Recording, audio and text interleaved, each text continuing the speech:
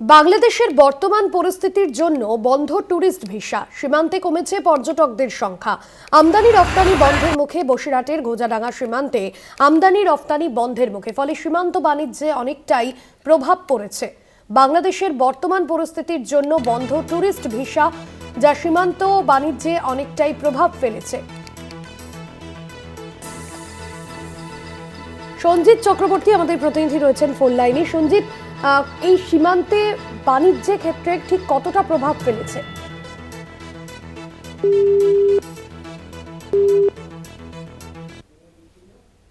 সম্ভবত যোগাযোগ বিচ্ছিন্ন হয়েছে। আপনাদের জানিয়ে রাখবো, সীমান্তে বাণিজ্য অনেকটাই প্রভাব পড়েছে, কারণ বাংলাদেশে বর্তমানে যে পরিস্থিতি তার জন্য ট্যুরিস্ট ভিসা বন্ধ রয়েছে।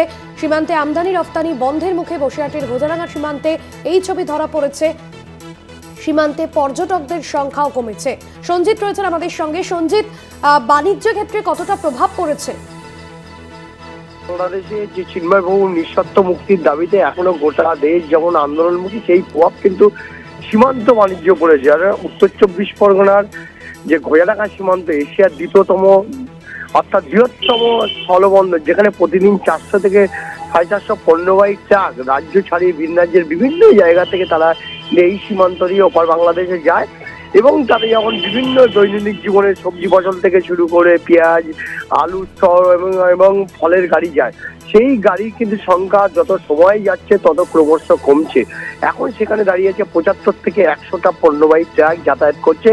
পাশাপাশি তোমাকে ওটাই জানাবো যে ডলারের দাম বাড়ছে বাংলাদেশে, অর্থাৎ 100 টাকায় যেটা ভারতের মূল্য ছিল 72 থেকে 75 টাকা, সেটা 68 থেকে 69 টাকায় এসে দাঁড়িয়েছে। সময় যত যাচ্ছে পর্যটকদের কাছে, পর্যটক থেকে শুরু করে যারা রোগী, যারা এদেশে এসে যারা চিকিৎসা করতে আসেন বাংলাদেশ, ওপার বাংলাদেশ থেকে, তারাও কিন্তু জানাচ্ছেন যেভাবে ডলার দিন দিন দাম বাড়ছে ওপারে, আর সেই ডলারের মূল্য এদেশে কমছে, অনেকটাই কিন্তু রীতিমতো সমস্যায় পড়েছে। পাশাপাশি ব্যবসায়ীরা যেটা জানাচ্ছে, পণ্যবাহী ট্রাক যারা পাঠাচ্ছে, যে আগের সময় 10 থেকে 15 দিন লাগতো ক্লিয়ার হতে, অর্থাৎ সেই পেমেন্ট সেটা এখন কিন্তু 2.5 থেকে 3 মাস লাগছে। কোনো গাড়ি পাঠালে সেই ব্যবসায়ীরা সেই গাড়ির 3 মাস লাগছে সে পেমেন্ট পেতে, যার কারণে একদিকে সীমান্ত বাণিজ্য প্রভাব, অন্যদিকে টুরিস্টে আসা বন্ধ হয়ে গেছে প্রায়, অর্থাৎ নতুন কোনো ভিসা দিচ্ছে না বাংলাদেশ সরকার, যার কারণে টুরিস্ট কিন্তু আজ থেকে রোগীরা কিন্তু এদেশে আসতে পারছে না। 3 নম্বর, ডলারের দাম দিন দিন বাংলাদেশে বাড়তে শুরু করেছে, অর্থাৎ বাংলাদেশে আজ যেভাবে প্রভাব পড়েছে সেদেশের ইয়েতে, মানে সামাজিক ইয়েতে, তাতে কিন্তু ডলার বাড়ছে, এদেশে ডলারের সংখ্যা কমছে। অর্থাৎ 100 টাকায় আগে ছিল 72 থেকে 75 টাকা, এখন দাঁড়িয়েছে 68 থেকে 69 টাকা, যারা রীতিমতো সমস্যায় পড়েছে। সীমান্তের ব্যবসায়ী থেকে শুরু করে যারা পর্যটক আসছিল অত্যন্ত নগণ্য কম আসছে, পাশাপাশি অন্য যারা রোগীরা তারাও সমস্যা পড়েছে।